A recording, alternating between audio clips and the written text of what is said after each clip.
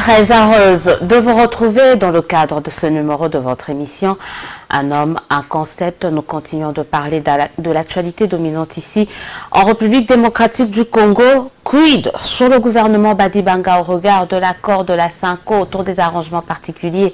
C'est la thématique du jour. Pour échanger, analyser sur cette question, retrouvez avec moi Thierry Monsenepo, bonsoir et bienvenue. Bonsoir. Président de la Ligue des jeunes de la Convention des Congolais Unis, communicateur de la majorité présidentielle. Vous n'êtes plus à présenter. On parle quand même de cette problématique de la Cinco, des arrangements particuliers autour des avancées, mais également surtout de l'avenir du gouvernement Badibanga. Déjà, quelle analyse faites-vous de ces arrangements particuliers, des déroulements de travaux qui se sont faits à la Cinco autour de cet accord dit de la Saint-Sylvestre? Merci beaucoup. D'abord, il faut saluer la grandeur d'esprit des politiques congolais, de l'opposition, de la majorité présidentielle et de la société civile, qui ont prouvé à la face du monde que les Congolais peuvent discuter entre eux sans qu'il y ait une facilitation étrangère et trouver des solutions.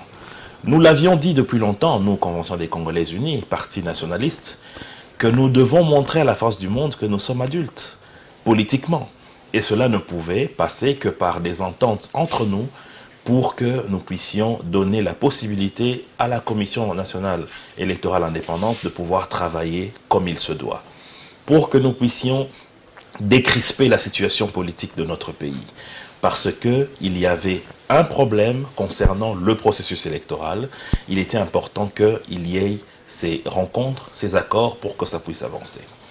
Deuxièmement, il faut savoir que cet accord ou ces discussions qui se font aujourd'hui au niveau de la Cinco est la continuité d'une part de l'accord de la Saint-Sylvestre signé le 31 décembre 2016 et d'autre part une continuité de l'accord politique signé le 18 octobre à la Cité de l'Union africaine. Même si ça subit quand même une refonte de fond en comble, je ne crois pas, du 18 octobre. Une refonte, je ne crois pas, puisqu'en ce qui concerne les mesures de décrispation politique, on est tombé pratiquement sur les mêmes listes des personnalités dites emblématiques qui devaient être relaxées.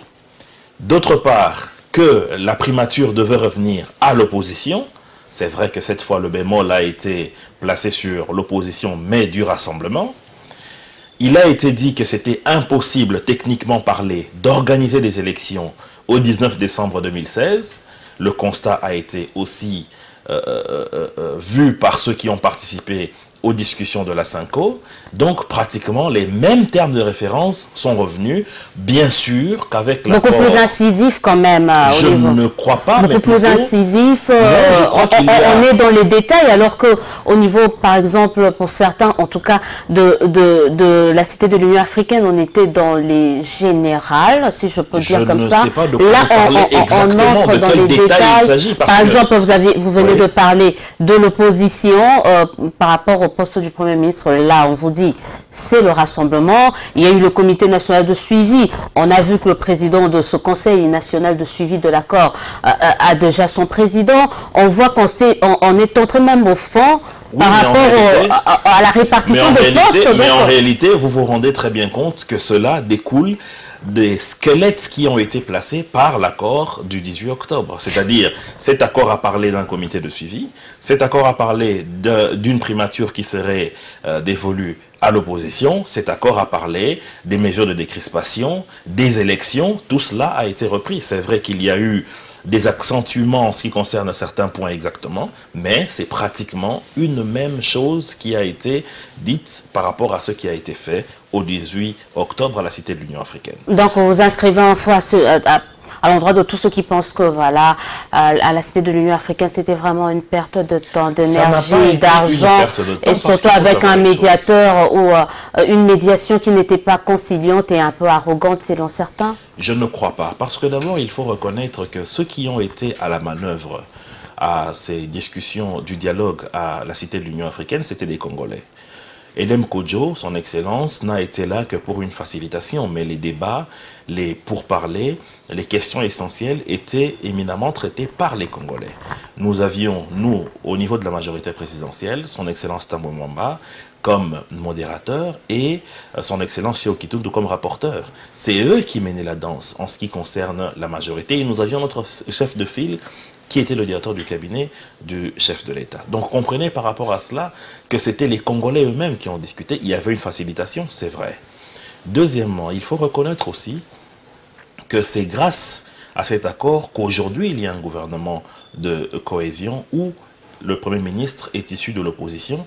On va en parler, hein, mais pour quelle finalité? Un gouvernement qui n'a pas de moyens, un gouvernement qui est sur une chaise éjectable. Cela a permis à ce que nous puissions passer toute cette fétichisation des dates où les gens ont vraiment souhaité que l'enfer puisse tomber sur ce pays. L'accord de la Cinco, il est pour beaucoup dans la décrispation quand même de la tension. C'est nullement la nomination du Premier ministre. L'accord de la Cinco a été signé le 31 décembre. N'oubliez pas qu'on a promis l'enfer sur ce pays au 19 et au 20 décembre. Mais parce que la population donnait du crédit justement à ce pourparler. Elle est devenue quand même assez mature. Est-ce que vous avez entendu les propos de ceux qui aujourd'hui ont signé cet accord? Vous aviez entendu leurs propos le 19, le 20 décembre. Il y a même certains qui, la nuit du 20 décembre ou du 19 décembre, ont tweeté pour dire que le peuple congolais devait se révolter. Non, se prendre en charge. Se révolter. Se prendre en charge, c'est-à-dire devenir mature. Et ils ont préféré donner plus de crédit. Donc selon eux, le peuple congolais n'a jamais été mature. Ce peuple qui a deux fois été allé aux élections, pour certains, c'est donner plus de crédit à ce qui s'est passé à la Cinco. Non, vous oubliez que les termes de ces propos n'étaient pas du tout donner la chance à la Cinco. C'était à ce moment les discussions ont échoué. Donc comprenez, non, c'était clairement écrit. Les discussions ont échoué, prenez-vous en charge. Donc ça signifie allez casser, brûler.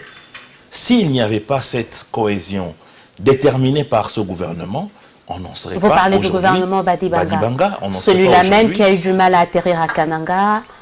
On va en parler. On parlera de ce gouvernement, pour quel temps encore il va résister. Mais revenons sur les acquis de cet accord, des arrangements particuliers.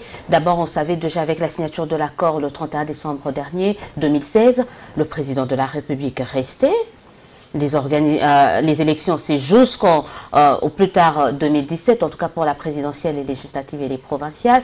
Dans les arrangements particuliers, c'est là où on retrouve quand même la majorité qui redevient majoritaire, satisfait quand même. Vous êtes taillé la part du lion, notamment au Conseil national de suivi de l'accord, au niveau de la répartition des postes. Je crois, Élisée, qu'il faut d'abord reconnaître une chose, c'est que la base des discussions s'est faite sur base du poids politique, qui se détermine sur plusieurs éléments, notamment le poids au niveau du Parlement, le poids au niveau des Parlement résultats. Illégitime. Bon, non, le Parlement n'est pas illégitime. Bon, il est encore là pour quelques semaines. En ce qui concerne la légitimité court. Pas du tout. La légitimité est là jusqu'à ce qu'on ait un autre Parlement élu. Si on signe l'accord, on espère que peut-être c'est ce qui est en train d'être fait au moment où on se parle. Il faut aussi reconnaître que le poids, c'est par rapport et c'est au regard des élections de 2011. C'est même sur base de ça que le rassemblement porté par Étienne Tshisekedi a eu plus de poids que les autres forces de l'opposition. Donc, la majorité présidentielle ne s'est pas taillé une part du lion. La majorité présidentielle a d'ailleurs cédé de son pouvoir, parce qu'il ne faut pas oublier que nous ne sommes pas dans un cadre où la majorité présidentielle a perdu les élections. Ou dans le cas où il a refusé d'organiser ces élections, parce qu'il en avait le moyen, il avait le pouvoir, les finances. Je crois que les exposés ont été suffisamment étayés en ce qui concerne la question des élections. Il a été démontré qu'il n'y a pas eu une mauvaise foi pour la non-organisation des élections, mais il y a eu des cas de force majeure qui nous ont causé ce retard.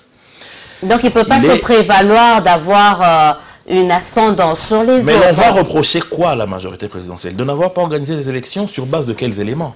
Parce que c'est des éléments extérieurs au pouvoir que détient la majorité présidentielle qui ont fait que le processus électoral soit enrayé. Ça n'a rien à voir avec une mauvaise foi manifeste.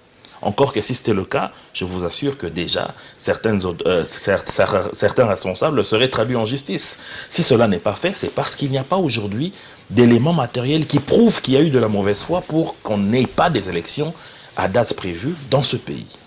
Alors, par rapport à cela, la majorité ne s'est pas taillée une part de lion. La majorité a cédé de son pouvoir pour montrer à user de sa yeux, bonne foi. voilà exactement, pour montrer qu'aux yeux de la population, Il veut partager avec les autres. Ce qui prime pour la majorité présidentielle, ce n'est pas avoir des postes, ce n'est pas conserver certains ministères, c'est plutôt d'aller vers des élections, d'accorder un crédit à ce dialogue. Et non pas partager ses échecs de gestion de 15 ans de pouvoir ou de 10 ans de pouvoir avec les autres. Quels échecs, quel partage, quels échecs exactement? Je vous signale que par exemple sur le plan économique, le dollar est à 13. La situation socio-économique est désastreuse. L'insécurité bat son plein. Dans toutes les provinces, c'est répandu. C'est un effet de contagion un peu partout. Je crois qu'il ne faut pas... C'est ça en fait aussi le bilan de la majorité qui veut peut-être partager avec les autres. Non, non, je crois qu'il ne faut pas mélanger les choux et les cailloux. En ce qui concerne le bilan de la gestion de ce pays depuis 2006 jusqu'à aujourd'hui, si vous me dites qu'il y a eu des reculs, alors j'en serais sincèrement et foncièrement écœuré. Ça serait de la mauvaise foi parce qu'on ne peut pas établir un bilan sur base de ce que vous vivez aujourd'hui, mais sur base de ce que vous avez trouvé et de ce que vous avez pu réaliser. Qu'est-ce qui a été trouvé, comme vous dites, sur le plan économique? Vous avez parlé de l'inflation, parce que vous dites que le franc congolais est à 130 aujourd'hui, mais en 2001, lorsque le chef de l'État prend le pouvoir, le taux d'inflation est de 500%. On en arrive à la question du cadre macroéconomique. Nous avions une croissance négative. Je parle bien de négative. La situation macroéconomique actuelle est consécutive à une situation globale. Rappelez-vous, il y a quelques années, même le FMI a placé l'Afrique comme étant la meilleure croissance du monde. Mais aujourd'hui, on n'en est plus à ce stade-là parce qu'il y a eu recul des matières premières. Parce qu'on n'a pas réussi à diversifier l'économie, on ne le dira jamais assez. C'est bien de dire qu'il faut diversifier l'économie. 15 ans, on aurait pu faire ça. C'est bien de le dire, mais lorsque d'abord on a trouvé un pays qui était par terre, il faut premièrement essayer de stabiliser la situation. Cette situation qui devait être stabilisée devait commencer d'abord par la sécurisation de nos frontières, qui était tangible, par l'éradication des rébellions. Je vous rappelle ici que 3/5 de territoire national était entre les mains des différents mouvements rebelles, vous le savez. L'insécurité dont vous faites allusion aujourd'hui ressort de ce qu'on appelle l'ordre public. Ce n'est pas une question de rébellion comme on a vécu à l'époque où le RCD s'occupait d'une grande partie de l'Est, le RCD KML, le RCD, je ne sais pas, ML, ou le MLC, ou d'autres regroupements encore. Nous ne sommes plus dans ce cas-là. Nous sommes aujourd'hui, s'il faut être réaliste, à une situation où près de 10% de notre territoire national connaît des situations d'insécurité qui requièrent l'ordre public. Ce n'est pas le cas de ce que le chef de l'État a trouvé en 2001. Voilà, on dit donc, vous avez compris que la majorité ne tient nullement à partager son bilan qui est pour la majorité largement positif. On parlait de la taille du gouvernement parce que le mérite de cet accord ou de cet arrangement particulier issu de l'accord de la Saint-Sylvestre, c'est également la taille ou la composition, la répartition même au niveau du gouvernement. On connaît à peu près la taille de ce prochain gouvernement, 68 avec Badibanga, 46 avant au niveau de la Cinco, et puis pour plus d'inclusivité, plus de représentativité, on nous dit 53, et puis coup de théâtre, on nous dit maintenant le président de la République veut 4 postes, arrivons à 57. Avec quels moyens?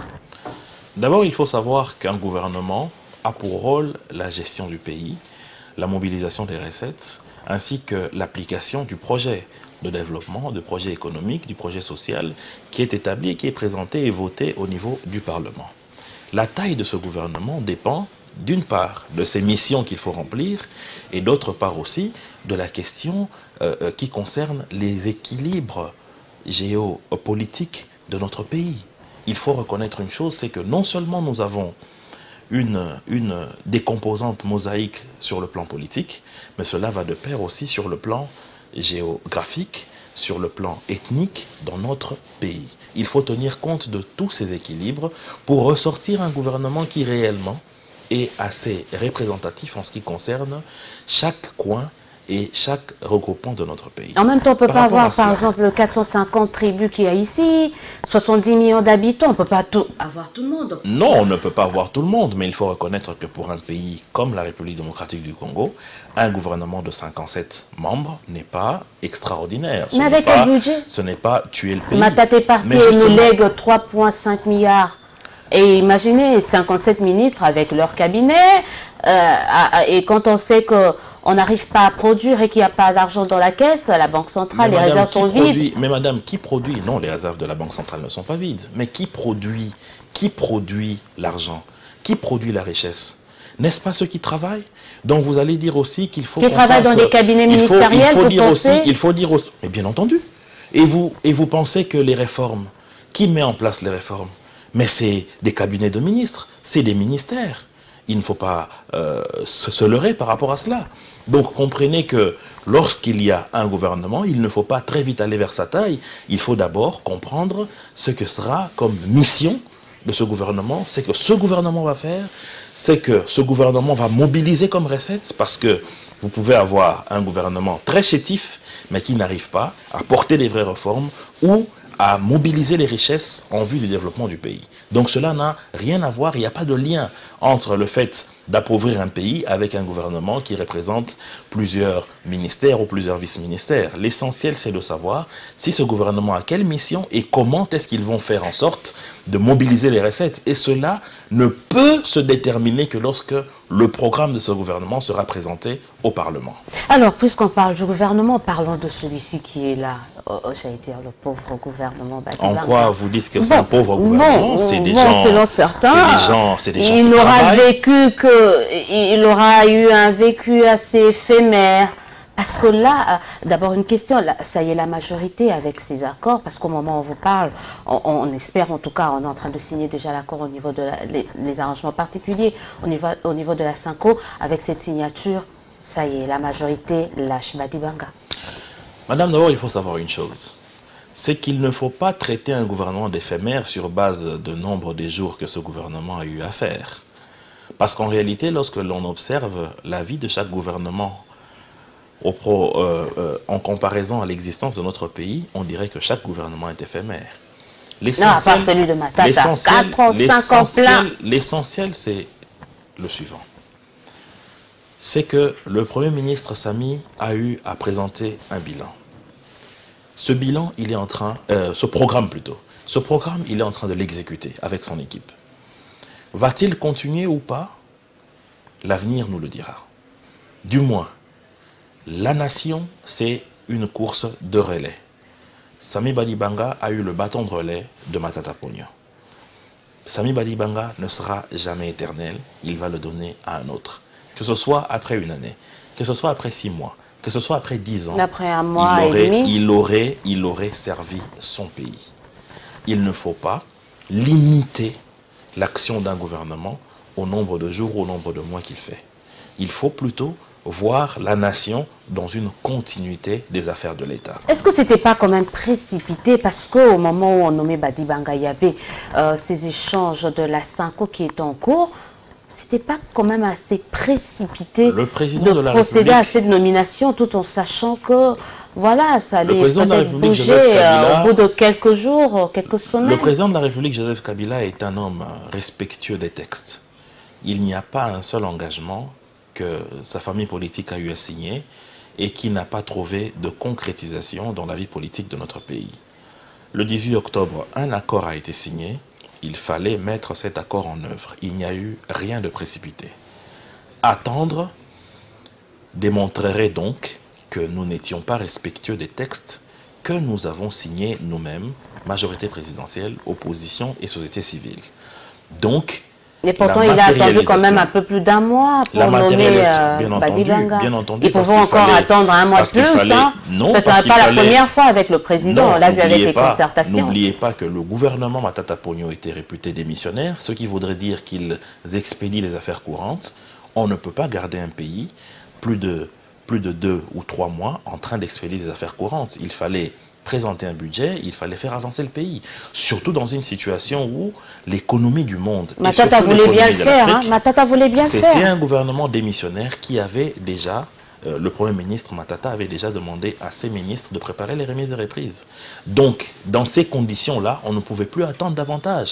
Surtout que nous avions besoin de restructurer très vite les choses pour reprendre les ajustements structurels avec le FMI, pour poursuivre d'autres programmes de développement. Donc, il fallait un gouvernement à pied d'œuvre qui puisse être nommé. Donc, cela ne passait que par la concrétisation de l'accord du 18 octobre. Ça n'a rien à voir avec le fait qu'il fallait attendre quoi que ce soit, parce que le chef de l'État est toujours respectueux de ses engagements. De ses engagements, puisqu'on parle de Badibanga, cette polémique autour de sa venue dans le Grand Kasaï. Vous analysez ça comment chez vous? Il n'aurait pas dû quand même défier le Sphinx sur ces terres, vous pensez pas? Je ne pense pas que le Premier ministre ait à défier qui que ce soit lorsqu'il doit faire des déplacements d'itinérance dans l'arrière-pays. Pour un premier déplacement, le faire sur les terres d'un de plus grands opposants, c'est quand même le défier. Ça n'a rien à voir. Défier son ancien patron, non, il ne faut pas... C'est pas une bonne stratégie politique. Il ne faut pas rendre subjectif les actions d'un Premier ministre. Il est Premier ministre de la République démocratique du Congo dans ses 2 345 409 km². Donc il n'y a pas un espace où vous direz qu'ici, parce qu'il y a un sphinx ou parce qu'il y a un zèbre, le pouvoir du Premier ministre s'arrête. Non, pas du tout. Son pouvoir, il est sur l'étendue du territoire national. Sauf que là, il n'a même pas réussi à atterrir. Hein, donc ce pouvoir est quand même assez limité. Hein. Non, pas du tout. Le Premier ministre n'est pas n'importe quel quidam. Ces déplacements, il faut une vérification de sécurité. Rappelez-vous, à l'époque, lorsque Nicolas Sarkozy était ministre de l'Intérieur et que Jacques Chirac était président de la République, le président Chirac devait se déplacer pour Marseille et il y a eu des émeutes. Le ministre de l'Intérieur a été obligé de faire un déplacement vers Marseille pour calmer les choses. Rappelez-vous, c'est à l'époque qu'il a traité les jeunes de Marseille de racailles. Est-ce que cela a fait que le pouvoir du président Chirac se limitait au contour de Marseille? Non, il était président de la République de France. Mais les questions de sécurité ont empêché à ce qu'il puisse faire ce déplacement. Donc ne voyez pas dans le fait que le Premier ministre n'ait pas fait un déplacement, que cela limiterait son pouvoir. La sécurité du Premier ministre est importante, surtout lorsqu'on a affaire à des mouvements mystico-religieux qui sèment des troubles d'ordre public. Il faudrait d'abord qu'il y ait une maîtrise de cette situation avant que l'autorité du gouvernement puisse faire son déplacement. Ce n'est pas comme vous et moi. Vous et moi, nous prendrions notre avion, nous serions partis. Mais le Premier ministre est chef du gouvernement. Ces déplacements ne peuvent pas se faire comme vous et moi, nous le ferions. D'accord, on va très bientôt terminer. On passe en revue quand même 2 derniers points, parce que l'objectif de ces accords de la Cinco, c'est notamment organiser les élections d'ici 2017. C'est possible. Il ne reste que 11 mois. Et quand on commence à compter, par exemple, jusqu'à la mise en place, soyez francs envers cette population. Dites-le, est-ce que c'est réalisable? On nous dit les élections 2017. Est-ce possible et comment? Je crois, madame, que le président de la CENI a été un peu plus clair sur cette question. D'abord, dans notre pays, nous avons une autorité électorale qui est la CENI, qui techniquement a tous les éléments qu'il faut pour tabler sur une réalisation des élections à telle ou telle autre date. Selon les explications du président de la CENI, sur base des moyens qui lui sont mis à disposition par le gouvernement congolais et par les partenaires de la République démocratique du Congo, il peut organiser les élections au premier semestre de l'année 2018. Je dis bien sur base des moyens qui sont mis actuellement à sa disposition. Mais il a été clair. Si ces moyens sont doublés ou triplés, cela ne lui empêche pas de raccourcir les termes les dates, même de les organiser en décembre 2017. Donc comprenez que c'est bien de dire qu'il faille organiser des élections en décembre 2017, mais il faut tenir compte des contraintes techniques, des contraintes logistiques. Donc aujourd'hui, on n'est même pas sûr, même au regard de la signature de l'accord, que les élections vont bel et bien avoir lieu d'ici décembre. Ce n'est pas puisque l'on signe un accord que cela donne à la CENI 62 hélicoptères. Ce n'est pas puisque l'on signe un accord que cela donne à la CENI des hors-bords pour transporter des kits électoraux ou des kits d'enrôlement. Ce n'est pas puisque l'on signe un accord que l'Assemblée nationale va signer en une semaine les lois dont la CENI a besoin, notamment pour la répartition des sièges, etc. Ce n'est pas puisque l'on signe un accord que la CENI va rapidement clôturer l'enrôlement alors qu'il y a des dates bien précises. Mais comment faire justement pour respecter ces dates au regard des contraintes? Mais justement, raison pour laquelle la majorité présidentielle en appelle à la responsabilité de tous ceux qui aujourd'hui sont en train de participer à ces discussions pour leur dire dans la majorité. Que plus... Non, la majorité présidentielle a un avantage. Fait partie des participants. La majorité présidentielle a un avantage, c'est que nous avons une autorité morale. C'est-à-dire que nous allons en ordre discipliné. Contrairement aux autres, qui malheureusement, c'est pratiquement, permettez-moi le terme, un monstre à plusieurs têtes. Nous avons d'une part une opposition qui s'appelle dynamique. Pour certains, la majorité, c'est une nébuleuse aussi. Hein? Pas du tout. La majorité présidentielle ne parle que d'une seule bouche, celle de son secrétaire général, qui reçoit les orientations de l'autorité morale et qui les transmet au niveau du bureau politique. On essaie de gérer des susceptibilités, de sensibilités, on ne veut pas, ça éclate. Mais madame, même des Siamois, il y a des moments où ils ne sont pas d'accord de marcher ensemble. Imaginez, des Siamois, ils partagent un même tronc, des mêmes pieds, seulement les têtes sont séparées, mais des fois, ils ont des dissensions. Pourquoi vous allez refuser à la majorité présidentielle, comme toute famille politique, comme toute famille d'ailleurs, d'avoir quelques divergences de point de vue? Mais est-il qu'en ce qui concerne la discipline de formation des troupes, la majorité présidentielle excelle sur ce point? Donc le retard est du côté des autres qui tergiversent, qui aujourd'hui disent une chose, mais demain vous lisez dans la presse une autre chose. Cela crée le retard à la CENI. Pourquoi? Parce que plus vite l'accord sera trouvé, plus vite les gens vont se concentrer sur le travail et donner à la CENI les moyens dont il a besoin. Je vous rappelle que c'est la majorité qui avait dit avoir signé sous réserve. Donc à ce moment-là, quand il y avait cette polémique autour de ça, c'était pas l'opposition. Vous signez un accord sous réserve, on reprend les débats, il n'y a pas d'inclusivité, il n'y a pas de représentativité. Il faut être réaliste. L'abbé Donatien Chollet, lorsqu'il quitte les discussions de la Cité de l'Union africaine, il ne les quitte pas puisque le fond qui était discuté était contre la Constitution.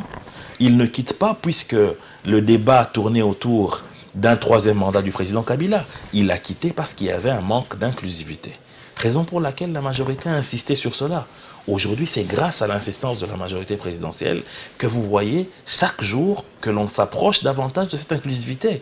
Pourquoi est-ce que vous, grâce les à un médias, travail de vous ne quand même, pouvez pas féliciter la majorité? Vous parlez également à une personne qui a accompagné les prêtres. On sait comment les prêtres se sont débattus pour justement rencontrer. C'est à cause de cette signature sous réserve de la majorité qui a demandé à ce que les prêtres puissent s'investir. C'était nullement pour retarder les choses. Pour quel besoin? Si il fallait retarder les choses, carrément, nous n'aurions pas signé. Alors, autre point, parce que ça a bloqué, on parlait, l'accord dit le Premier ministre est désigné par le rassemblement, et là on se retrouve avec une majorité qui dit non, il faut soumettre des candidatures à la discrétion du chef de l'État. Mais écoutez madame, il y a des habitudes séculières à une nation.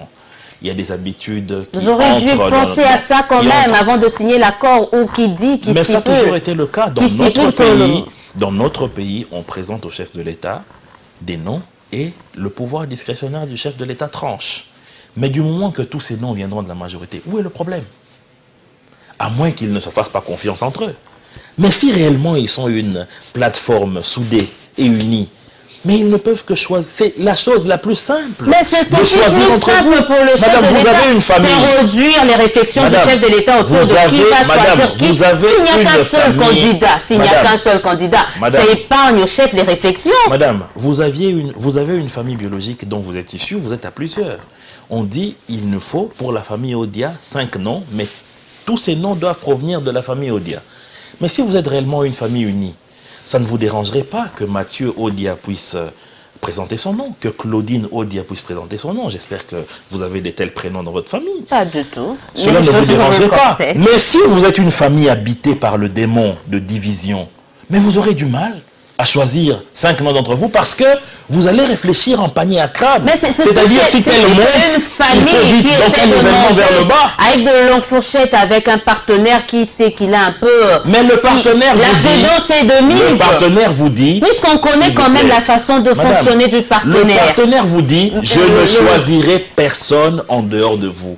Mais seulement donnez-moi 5 noms de chez vous. Mais c'est pas c'est pas ce qui est dans l'accord. L'accord dit le rassemblement désigne le Premier ministre. J'espère qu'on parle français. Le Premier ministre. Oui. L'accord ne dit pas que le rassemblement présente ou propose 5 candidats. Vous auriez dû réfléchir à ça. Rappelez-vous, non. Au lieu de faire un rétropédalage, c'est une question de rétropédalage. Rappelez-vous de ce qui s'est passé. Non, rappelez-vous de ce qui s'est passé au 18 octobre. Dans l'accord du 18 octobre, il a été question que le Premier ministre serait issu de l'opposition qui a participé au dialogue. Mais le chef de file de cette opposition a présenté plusieurs noms.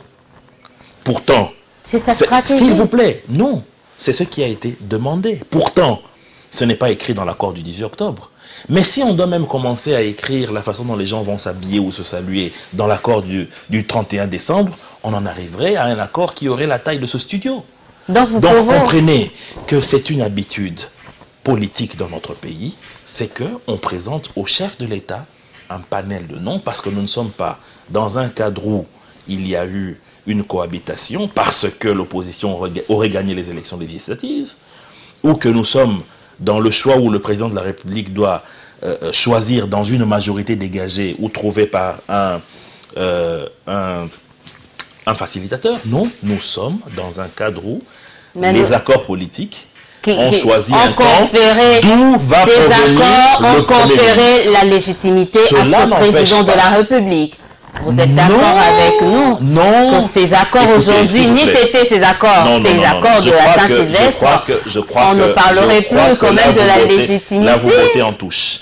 Le président de la République tire sa légitimité de la Constitution. L'alinéa 2 de l'article 70 est clair sur ce cas. Donc, même ceux qui ont participé à ces discussions, c'est-à-dire à la Cité de l'Union africaine ou à la Cinco, savent que ce n'est pas d'eux que le président de la République tire sa légitimité, mais du suffrage universel et de la Constitution de la République. Les discussions qui se passent, c'est maintenant de combien de temps doit-on disposer pour aller vers les élections. Ce n'est pas des discussions sur le président de la République doit rester en fonction ou pas. Ça, c'est écarté car la Constitution règle déjà ça. Et l'accord également réglé cela.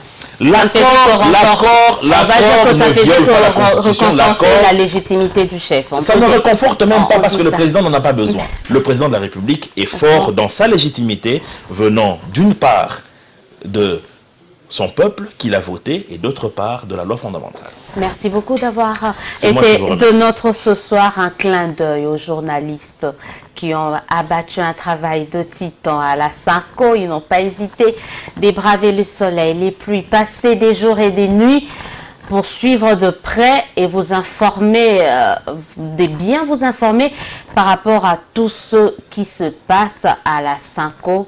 Coup de chapeau à vous, vous êtes des battants et vous méritez mieux, en tout cas. Vous méritez une reconnaissance de la part de la République. Merci une fois de plus à mon invité d'avoir été de nôtre ce soir. Merci à vous. Écrivez-nous, appelez-nous. N'oubliez pas de nous envoyer vos remarques, vos suggestions. On sera toujours là pour vous. En attendant, passez une excellente suite de programme en compagnie de la télévision haute définition. On se dit au revoir dimanche prochain.